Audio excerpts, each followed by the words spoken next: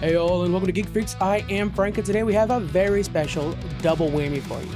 So, we went to a convention at Rancho Cordova. This is the Rancho Cordova Gaming Expo. We recorded a few live things, but of course, technical problems. Jonathan's mic was horrendous. But we do have one segment that turned out pretty good, and that's us breaking down the Resident Evil trailer for that brand new Resident Evil movie done by Zach Krager. Cannot wait for it. We're going to be discussing that, what we want out of an adaptation, what we hope they steer towards, essentially. Then after that, we have two interviews and then a combined interview with Heidi Swan. She voices Jill Valentine from Resident Evil games, and with Joe White, who voices Chris Redfield from the Resident Evil video games. So if you are a Resident Evil fan, this is your jam.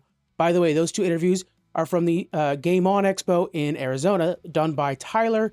Tyler, you guys know he's on the podcast all the time, and he has another podcast within our network, Who's Got Next Game podcast. So This is your guys' jam. If you guys like Comic-Cons, if you guys like Resident Evil, this is it. And also, we're going to be at another Comic-Con next week, the Sacramento Capital Creative Showcase, where we're going to be talking to video game developers, board game developers, all kinds of creative people. We're going to be on panels. It's going to be a lot of fun. Come hang out with those guys. And yeah, hope you enjoy the show.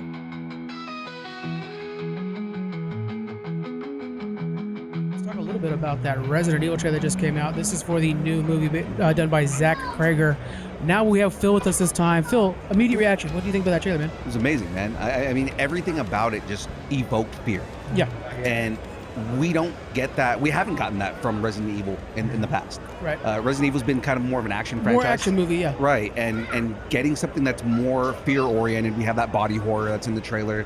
We have a lot of those moments of just a lot of evoking a lot of fear with like the guy under the house and everything like that. Yeah. And then of course there's going to be some section in Raccoon City. It seems like he's running with. It looks like it. Yeah, and that might be one of the. There's only 3 scenes that are going to have zombies in it. I think that's one of them. Right. Yeah. Right. So I love that they're going, admittedly going outside of like the T-virus and everything else the T-virus does, rather than just. It doesn't make you just a zombie. It's all about body morphing and stuff like that. Right. So we're going to see some of that. Yeah. Yeah, Jonathan, you're only familiar with Resident Evil through the movies itself. So when you're seeing this, does this look like a movie that you, not your wife, would watch? Oh yeah, definitely not my wife, but it looks to me, it looks so much more like a horror movie than a gore movie, and I appreciate that. I like that. I like that idea. There's been so many zombie movies we've seen where that's the first thing you see is the jump scare of a zombie's face and the missing limb or something like that, and they're just really trying to sell you on the gore and the horror, like the how gross it can be. Yeah. But this is truly like going back to the roots of a horror movie where it's building the suspense of the thing you can't see in the dark and you don't really know the situation. You're just, functioning out of fear because it's unclear what's going on for the characters.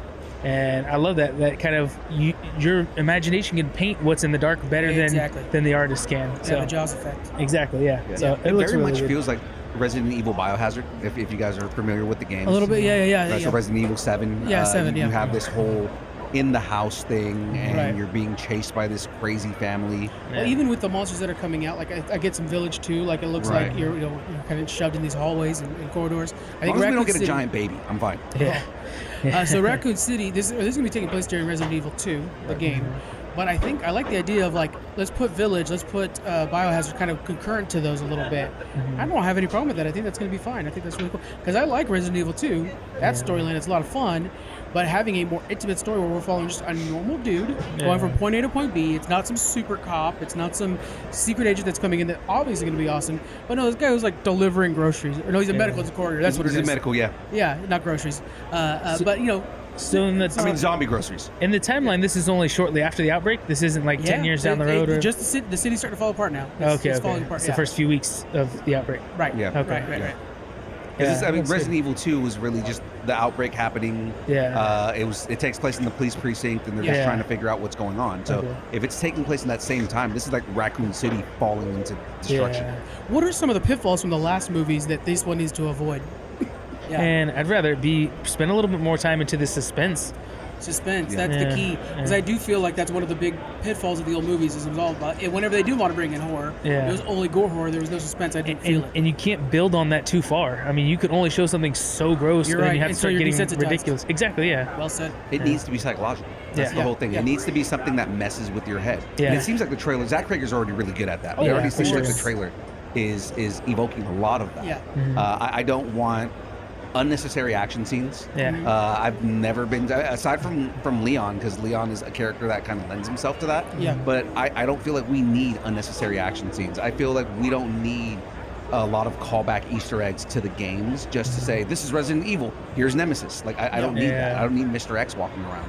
I need something that gives us... hold on now. I love Mr. X. It's nothing against that, right? Like, Yeah. that'd be cool and whatnot, but I don't feel like Resident Evil as a franchise for movies has earned all those things. They just kind of throw the Easter eggs in there and say, hey, look at this Resident Evil character. Does this bring you back to Resident Evil? Yeah. Versus something that what Zach Krager's doing, what he said he's doing, is something that brings you into that survival horror element and makes you fearful of what's coming around the corner.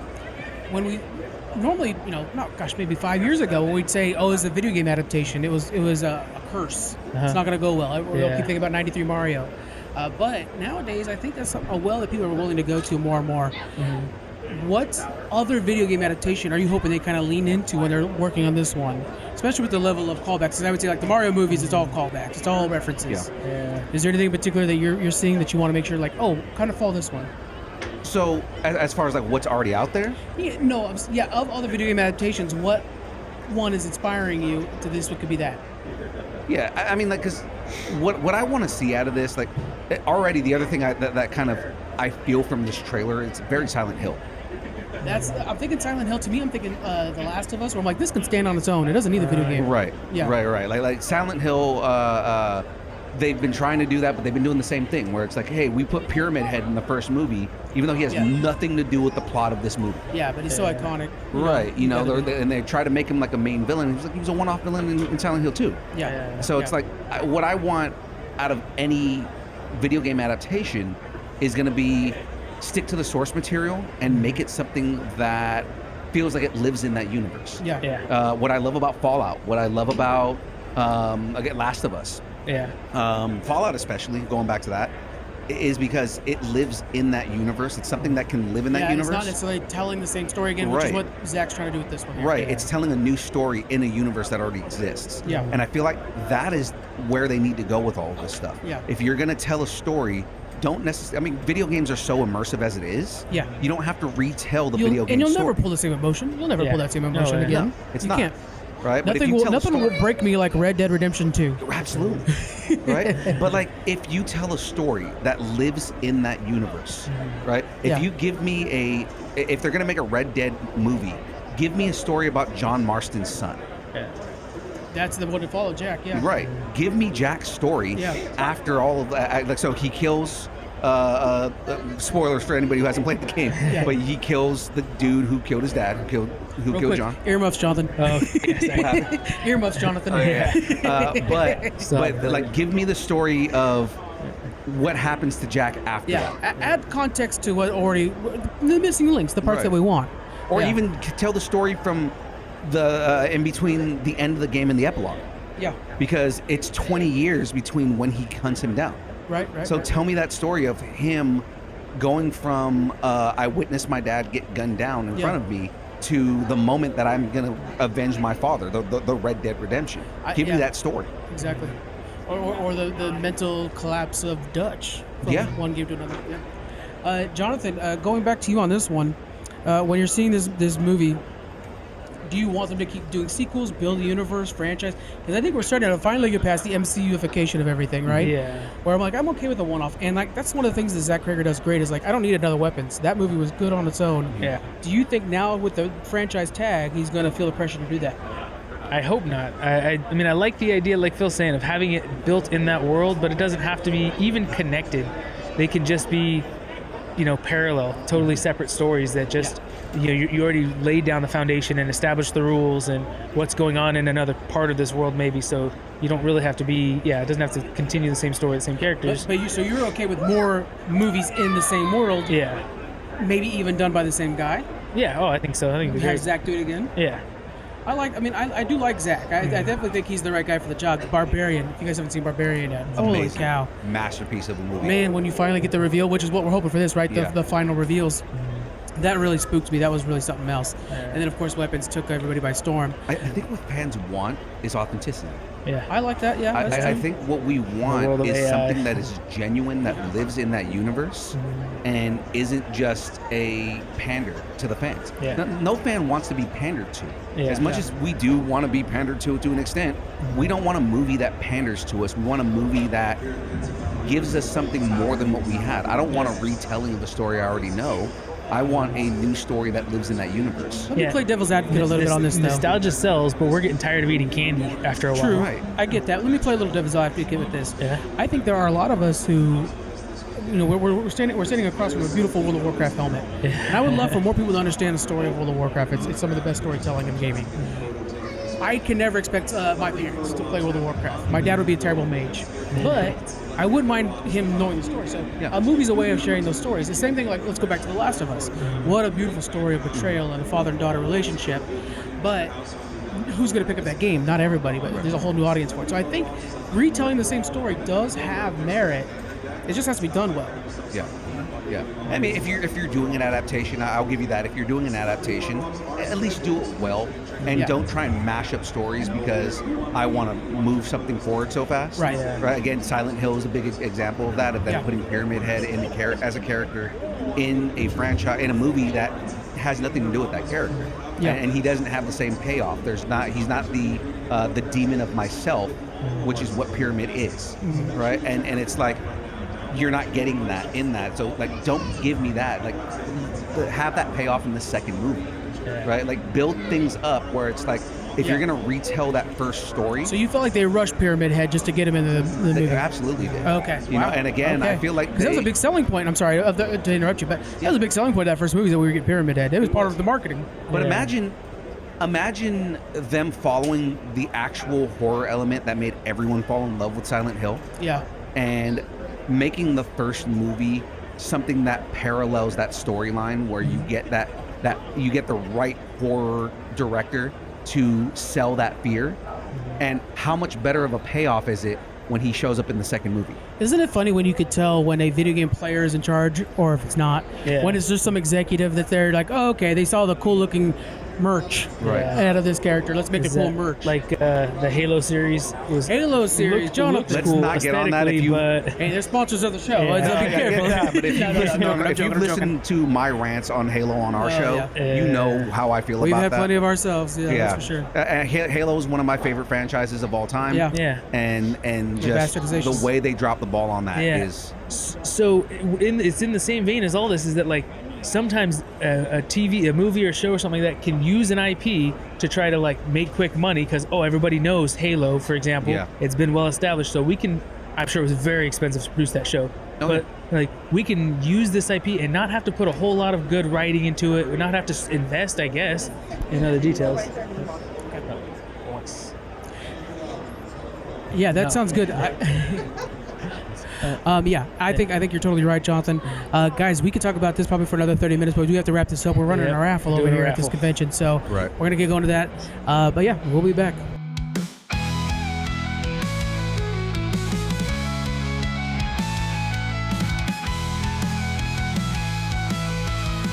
Welcome back, everybody, to Geek Freaks podcast. I know I'm not your normal voice that we get to see normally. I'm Tyler. I'm one of the other co-hosts.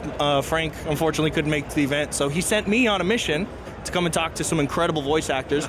I'm here with Mr. Joe White, who does a lot of impressive voices here. Joe, it's so nice to meet you, man. It's nice to meet you too, Tyler. I'm so excited to get to talk to you about, like, two different, like, perspectives of video games. Yeah. So firstly, kind of give us your resume. Like, what have you done? Well, Resident Evil, the remake in 2002, was the first video game that I ever did. I've done a few other ones. I was also Mr. Krabs in Battle for Bikini Bottom and 3 other SpongeBob titles. But I got my start when I was working at Disney as a 3D modeler, which is the other half of my career, doing scratch dialogue for all the films, and kind of got into voiceover doing that. So some of my best work is in a few of the Disney films. If you've seen Emperor's New Groove, I'm 8 different characters in that, and it's kind of fun to. Wait, you're 8 characters, 8 different characters in one of my favorite shows. I'm the guard that says, "I'm sorry, but you've thrown off the Emperor's Groove." Dude. I'm that guy. I'm the one that goes, I've been turned into a cow. Can I go home? And 6 others. So go through the film and try to figure out which one's for me. Frank, we're on a mission. All right.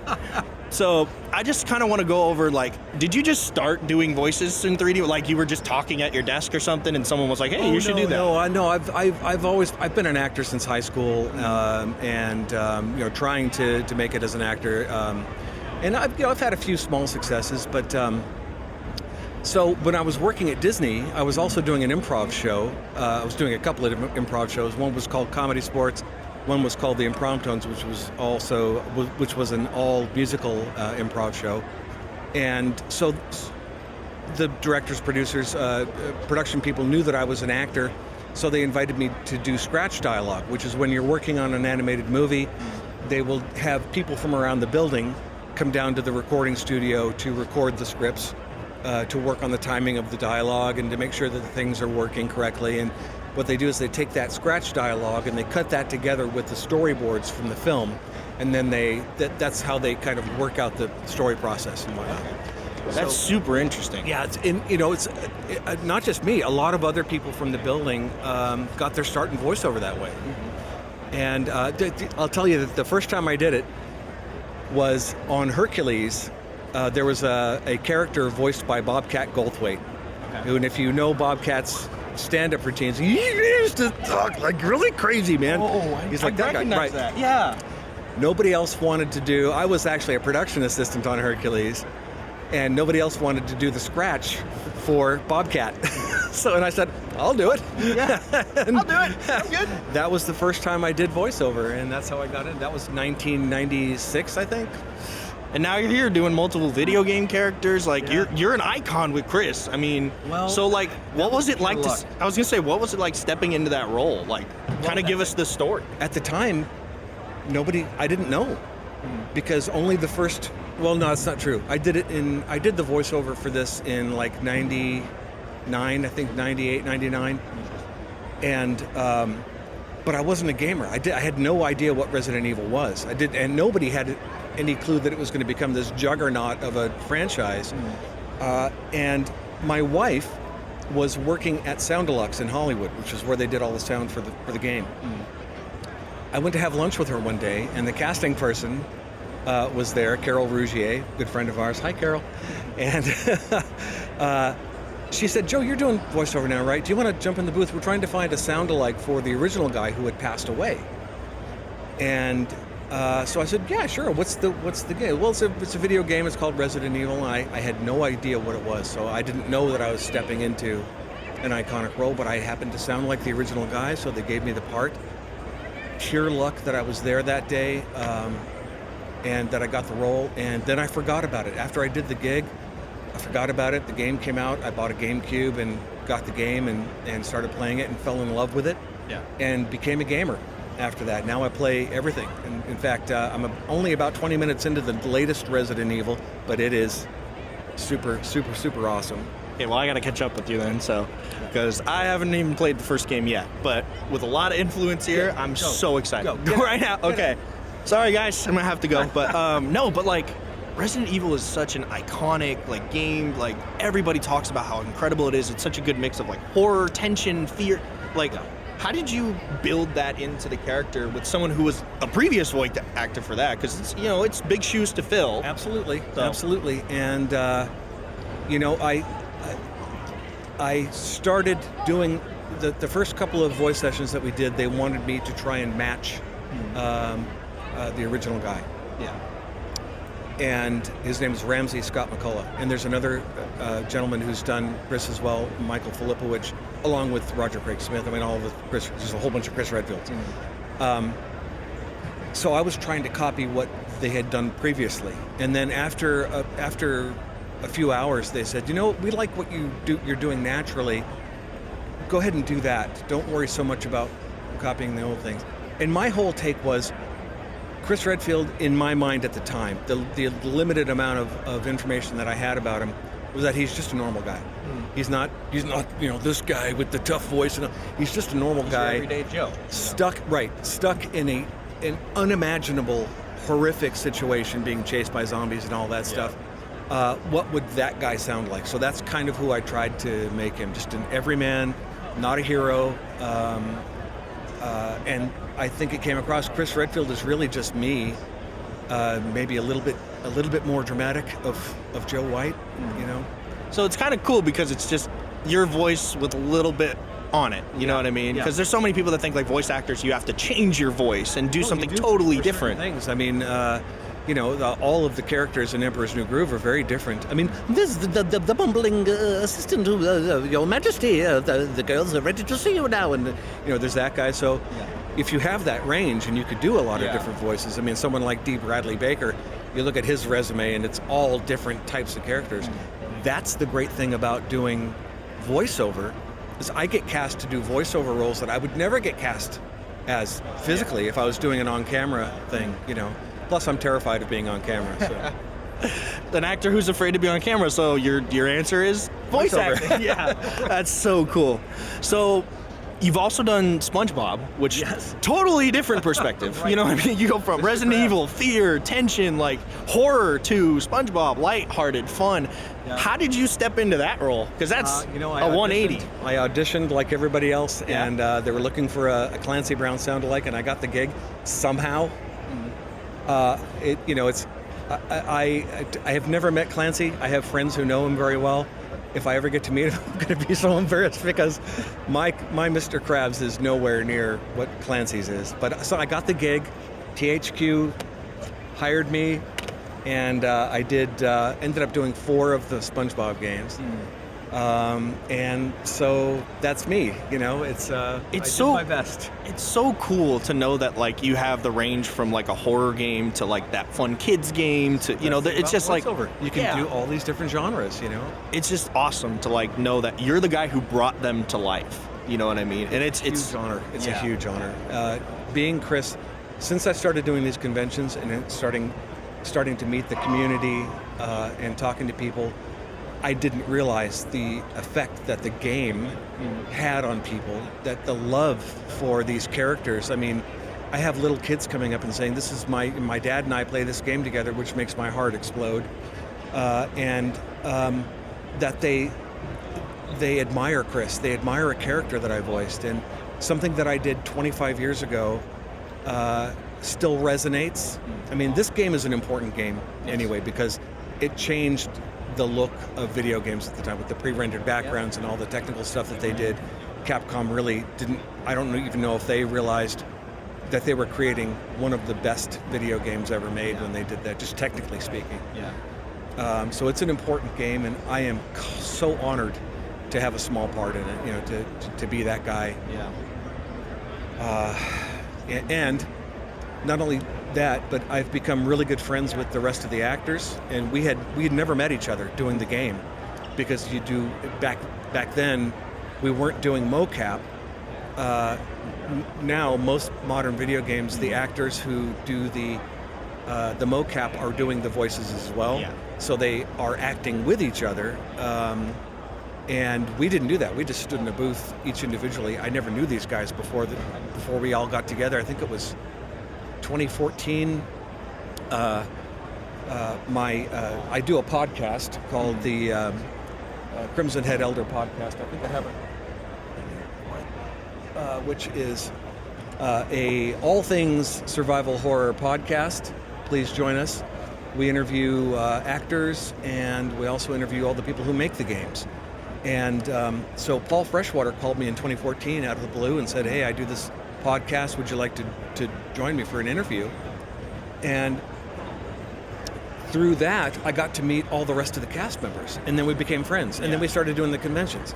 So it's been a huge, huge benefit to my entire life. I had no idea this little part that I did was going to be so important to me. So looking back on like not only your voice acting career, but like your entire acting career, was there like a moment where you did a role where it kind of changed your perspective, like, oh man, I can do this. You know what I mean? Versus like some people are a little timid and like they're not certain of themselves. Like, when was that like aha moment for you? It was at Disney. It was doing those things because I did literally, I was at Disney for 16 years, and I did hundreds of hours of voiceover. And it was the kind of training that you cannot buy, because I was working there as an artist and doing the voiceover stuff, scratch on every movie that they were making, and many, many hours of voiceover, working with the directors and producers and production people in the same way that you would if you were hired to do the role. So I got that as training. And after doing a lot of that, doing a few years of that, I started to feel very comfortable doing voiceover. I have no fear of it anymore. And it was that experience that really gave me that confidence. And it's led to an incredible role for you in Resident Evil and in the SpongeBob games. So for someone who's coming up as a voice actor, they want to do it, they want to try it, like, what's the first step you would give them? Be an actor, because voice acting is not any different from regular acting.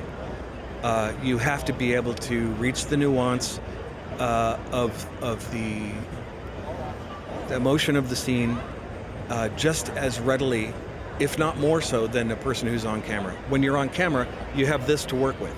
You can project an emotion with a change of one small muscle. In voiceover, you have to project that with just your voice. So you have to get all of that acting and all of that emotion and stuff into your voice. So that's kind of difficult. So the first thing you have to be is an actor. Unless you're going to do like sports announcing, I mean, that's a whole different kettle of fish when you're talking about voiceover stuff. But if you're going to do characters, you have to be able to get into the physicality of the character. You have to be able to embody all of that with just your vocal cords. So number one, take an acting class, or if you're in school, join play production or theater, whatever. Improv. Right, Yeah. exactly. Yes, improv is the single best tool. I think every human should have to take an improv class because it just helps you in life. I agree with you so much. I didn't even take improv, but like doing a podcast, I've had to like figure out how to get my voice the same way. You're improvising. We're improvising right now. Yeah. Maybe I could be on one with you. Well, let's do it. But that's the whole thing. Okay. Be an actor. Go do that. Live that life, and then if you can bring that to your voice acting, then another good way to get into once you've got all that, take a voiceover class with a company that also does casting and voiceover production. Someplace like the Voice Caster in LA is a great place to go study, because if you do well in class, they'll say, hey, we're also casting a commercial today. Would you like to come in and read for the commercial? And that way you could start getting professional work. But you got to get that class. You got to get that class work under you. You have to figure out how to use a microphone. There's something called the proximity effect. When you get really close to a microphone, the bass It changes. It changes drops. your entire Right. voice. So you have to learn how to position yourself, all that stuff, and that's something that you have to learn. You have to be taught that. So nice to meet you. I'm so excited to get to talk to you about Resident Evil. Yes, me too. I love it. I'm Heidi Anderson, and I'm the voice of Jill Valentine. Yeah. So Heidi, just kind of give us a walkthrough, like how this began. Like, where did you go to do voicing? Like, how did it start? Yes. I was an actress in New York, new actress, and I took a class for doing all kinds of media, say on-camera commercials, and so they would teach us that when you speak to the camera, you look right into and you say, "Hi, my name is Heidi Anderson." And right, left. They might have you hold up your hand. Yeah. They might pull back and do a body shot, and so that you're ready for that, because they don't teach you that in acting school at the university. I went to the University of Washington in Seattle, so they didn't teach us any of that. And so I went to a class in New York City where they taught that, and one of the things they were teaching was to be a soap opera actor or actress, and I was like, yes, I want to be on All My Children. Yes, I do. And so I took this class, and an agent came to the class. She liked me. She thought I was funny, and I was working with her. So one day she called me up and she said, Heidi, you have an audition this afternoon. It's a voiceover. And I said, well, I don't do voiceovers. And she said, well, you do now, and you're going today. And I did. So the funny thing is that I feel like that's happened a lot with the people I've talked to. Really? When it comes to voice acting. They're like, yeah, I was an actor and I was taught to be on screen. Yes. And then a talent agent came and was like, yeah, you're not gonna be on screen. So Oh, really? I just find it really interesting that like it kind of comes to full fruition where like you're on screen, you're doing the training for on screen, and then it's just like a 180 flip where like now you have to portray the emotion without being seen. So, and something that like for the character that you do specifically, and I actually introduced you as your character and not as Heidi. That's okay. That's how well known you are in this. So Yeah. kind of just talk about like stepping into this iconic role and like, you know, it kind of started from something low and then built up. Like what did that role lead to, and like what do you like? Well, of course, no one knew it was iconic back in the day. And going on auditions for video games or CD-ROM games, as we called them back then, was not a great job. A great job would have been working for Disney, like Joe, you know, getting those voice jobs for the animated series. That was a good job. Or doing a voiceover for a commercial, which I had done. Those are good jobs. But doing a CD-ROM game was like for the lower tier actors. And so I was like, okay, I got the job. That's great. And nobody knew who Resident Evil, anything about the franchise or about Jill Valentine, nothing. And so to me, it was an acting job. And so I just treated it like any other acting job. And I loved it. And one of the things that I loved the most about it was working with the director, because he would stop me and he would say, Heidi, no, she's much tougher than this. You have to be tough. And I was like, okay. And so I took the direction, and I love that kind of feedback because otherwise I'm just so sensitive, you know, like when Richard is suffering, I go, Richard, hold on, you know, and it's like, no, Richard, hold on, you know, which is a different take on it. It's a stronger, as opposed to, I'm going to fall apart if you don't survive, you know, no, she's got to save everybody. So, yeah. So, and then later to find out that Resident Evil has been so successful, well, it's just an honor to have played this part in this game, which is itself iconic. I mean, I'm just thrilled.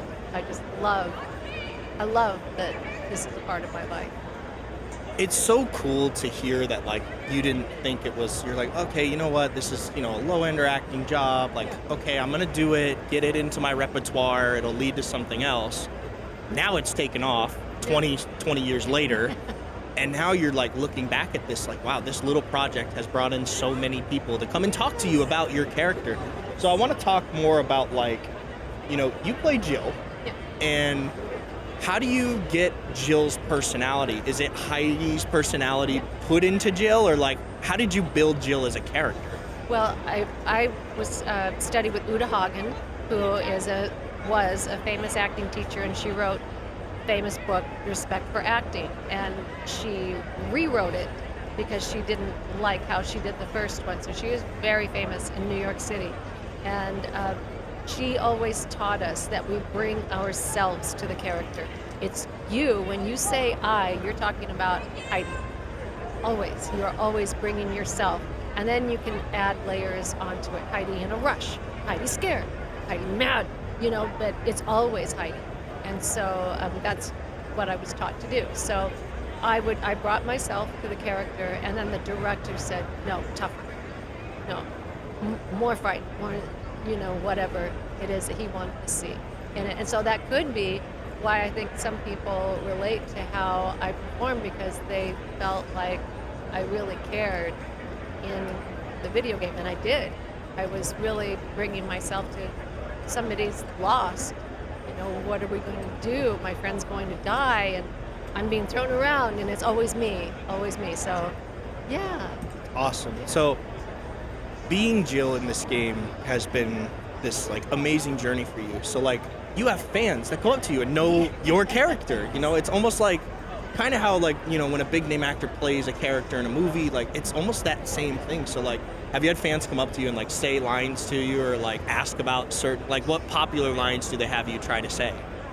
Let me think about that. Oh, there was a guy yesterday who wanted to reenact a scene, and nobody's ever asked me to do this, and it was so charming. And it's when we walk into the mansion, and I go, Wesker, where's Chris? And then I'm about to head out, and he goes, Jill, don't go out there. You know, and so that was something that he really, it was like so you know, something that he really loved so much. And so we recreated the whole scene. It was like endearing to like not just do it behind a booth, but like to someone who's played through the game and like gotten to like have that be a part of their life and their childhood. Yeah. It's amazing too that like from this you've also done work on another game, I believe Killer 7. You played Samantha Smith. How does that role compare? You know, like is that like a completely different character role? Did it play similarly? Like what differences did you do in those two characters? Well, it's interesting that you compare the two, because when I was called back to do more work on Resident Evil about a year after I had done the original recording, they had pickups, and they said come back and do pickups. And as I was doing the pickups, the director said, hey, we're doing another game, and while you're here, do you want to do this job? And so I said, yeah, sure. And I just signed the contract right there. In the same recording session that I was doing Resident Evil, I did Killer 7. And I really, you know, so again, I brought myself, my nasty self in that particular case, and just did it. Now, what I could have done, and I'll say this to all the actors out there, you say, why don't you call my agent? That's the first thing you say. You don't negotiate. If somebody says, oh, we're going to, is that okay with, no, you call my agent. Always do that. That was something that I learned the hard way. And so I did it, and she is a completely different character, doesn't care about anything but herself, whereas Jill is a hero and cares about everybody.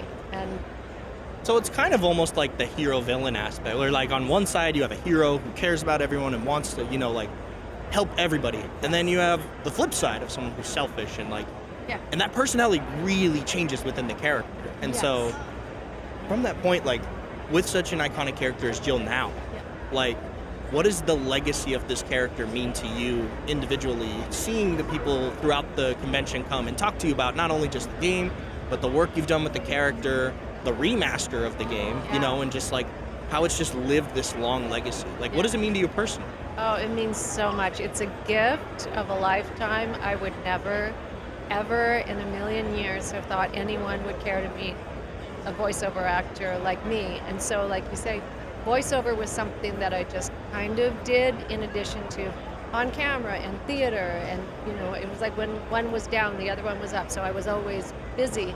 But now people are intentionally going into voiceover acting because of Resident Evil and other really popular games. They're going, I want to do that. You know, so it's really changed the landscape. And there are YouTube channels like Geek Freaks doing, you know, your own thing. This is changing the world. And so it's really a thrill for me to have been a part of this game and this character specifically, because she is so honorable, and she's I've been told she's the first woman in the survival horror genre who took care of herself and saved other people. She didn't need saving, and that's what makes her so cool. And I love that. So it's such an iconic role. Like it's just so amazing to like get to sit down with the person who brought this character to life. The last thing I want to ask you about, a lot of people don't get to know about the behind the scenes stuff. So when you guys were recording, or any moments when you were doing scenes or anything like that, was there any interesting or funny story of something that happened, or like you guys were doing some line and something was said and it was either kept in? Like, anything behind the scenes that people don't really know within the game, something you can think of offhand? Yeah, well, in the old days, and by the way, I lost my voice from talking so much this con, so it's not that this is how I sound anymore. I've got a bunch of cough drops over there to help alleviate it. Back in the day, we recorded this Capcom game, one actor at a time. So I was in the booth all by myself, no video, no audio. It was the director and then me in the booth and then my imagination. He would tell me what was happening in the scene, what he wanted from me, and I would do like, if it was like, Richard, hold on. I would do 3, 5 in a row. Richard, hold on. Richard, hold on. Richard, hold on. Richard, hold on. And so you want to give them, different takes like that, because they're going to choose the one that works best with whatever they splice from the other actor that's in the scene. So there was no actors playing off each other at all. It was completely my imagination. All of us. It was, except for Joe. He was hired later in the process, and so he got to hear the takes that they were already. Yeah, it's crazy how that stuff has evolved, probably from, in the times that you were doing voice acting to now. I mean, we're holding a portable microphone that we don't need to be in a sound studio, we don't need any kind of editing tools, like, it's already said and done. So, but Heidi, I want to thank you so much, just like taking the 5-10 minutes to hang out with us. And we already talked to Joe, but I think we're going to try to do an interview with the both of you. Yeah. And we're going to do a little bonus content cut and kind of talk about the two of you working together and just talking stories and having fun. So, well, thank you guys again. I mean, I interviewed the both of you individually, and now doing this together is going to be a lot of fun. This has been the best convention that I've ever been a part of. The people running it know what they're doing. They've taken such good care of us. And the vibe in this building is just fantastic. If you miss this one, come to the next one, because this is the way a convention should be run. Yes, and people come back year after year for this convention, I've heard. So something I want to talk to you guys about specifically, because you guys are like what brings Resident Evil to life. So kind of talk about working together as your characters and like bouncing off of each other, and like... What's crazy is we did not meet until years after we did the game. What year? Decades. 2018, something like that? 2022. 2022. I mean, we met online. Right. But we met in person. That's right. Like just a couple of years ago. That's right. Yeah. And So you didn't do anything together in the booths. Like y'all didn't know who each other were until you guys like went online. Exactly Correct. right. Until the internet brought us all together, Yeah. No, things are different now. The way that video games are made now, the voiceover, if you're doing mocap, the action and the voice is done by the people who are actually acting together. Back when we were doing these games, you stood in a booth and you did each line individually. There was no context. You didn't know how the other person was going to say their line, so you didn't. That's why some of the dialogue can feel stilted or inappropriate some places, because you don't know what the other person's lines sound like. So you're acting blind, essentially. That was how we did things back then in the 90s. Well, and I'm glad it holds up today. Yeah, absolutely. And it absolutely does. Holds up today. Yeah. I think there's just a little charm to that, you know what I mean? Because just how long ago it was. Yeah, absolutely. Yeah, there is that. Hello. There absolutely is that factor. There's that, the original game from '96. The voice actors, some of the voice actors in that game were not actors. They were people from the building. They were people. Greg Smith, the guy who did Barry, someone saw him on the street and said, "Hey, you look like Barry. Are you an actor?" And he said, "Yes." And they walked in and did. So that's how you end up with lines like, "You were almost a Jill sandwich." That's how you end up with stuff like that. But it does have its charm and it has its place. And those old games have that texture when you look at them. They feel a certain way. It's very reminiscent of that 90s video game, thing. So Yeah, I think there's something incredible about like seeing how the voice acting stuff has kind of like modernized and just kind of come to fruition. So, and Heidi, with your character, I mean, you're like the women's character. You are the person for horror games. Yeah.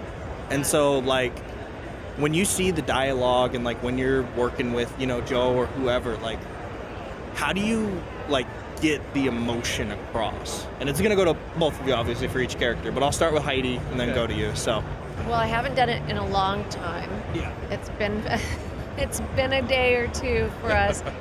But like I said earlier, today when we chatted, I learned to make it my own. It's me in this situation. So how would I feel? I'd be like, oh my gosh, you know, but tougher than that. So I bring myself into the character, and that's how how why I your did character resonates, you know, because Yeah. it is real. it. Yeah. You're not being a fake person. You're being you, Yeah. reacting like you really would Yes. in a situation. Yeah. But stronger than Right. I would have been. Ran out of the room instead of grabbing the zombie Oh, or yeah. stabbing the zombie. I don't think I would have or actually shooting. stuck around long if there was an actual zombie coming at me. Yeah. I would make post haste away from that. Yes. Or the dog. Oh, the dog. Yeah. Something that kills me about video games, if any of you are video game developers, please don't have us kill animals in games. I don't care if it's a zombie dog. I don't want to kill it. You heard it here first. You heard it here first. So I love dogs. well, I do too. I have a dog at home, so I'm the same way. What I want to ask you guys, just kind of a fun question. If you were to put your character into another game, or into like a TV show or like some franchise, where do you think your character would fit best? So I'll let you guys, whoever wants to think of it first, or there's no wrong answer. That's a hard question. Or like, where do you think they would fit in? What universe does Chris and Jill Yeah. inhabit? You know, I think they're a team that exists to help people. So if we were doing another video game, it would probably be a situation where we were some kind of first responder. Yeah. Oh, You know? Yeah. Yeah. To emergency situations. I think that's what their métier is. You know, that's what their whole raison d'être is, to help people. To be heroes. Yeah, exactly. So first responder hero show. Yes. There's a lot of emergency room shows. Mhm. What are the first responder shows? Are there? Maybe some kind of weird, you know, Like the 911 show. corporate terrorism You know, like type SWAT thing. Yeah, or yeah, like right. Like exactly. Criminal Minds. Criminal Minds is a Yeah. perfect example There of that. you go. Yeah, Because exactly. then, like, I feel like with that, like, if your characters were in Criminal Minds and like solving stuff, you know what I mean? I feel like that fits both of your characters in a really like fun and unique way. So, if your character, let's say they're in the Criminal Minds world, let's say you've captured the person. What's lot of ifs going what's on here. what's the line that you're saying once he's in the cuffs and getting hauled off? I know I'm putting you on the spot, but I would say, there you go, sucker. Oh, that's No. a good one. that's good. That's good. That's good. Real estate. I don't know. That guy's Say- caught cuff. Yeah, You're standing him up. Bad- You're about to put him in the bad car. guys always lose. Yeah. Very Something like simple. that, Like yeah. a simple playing to the fact. You freak. You're never gonna We can win put- if you act like a loser. Yeah. That's a good one. I like that. You're never gonna win if you act like a loser. Well, I'm really appreciative of you guys doing just a fun little bonus thing. It was super fun to interview you guys. Like I had a blast talking to the both of you. And unless there's anything else you guys have, we're just excited to say it. So, Now wrapping with it the up. expo. all right, you've heard it here, guys. Thanks.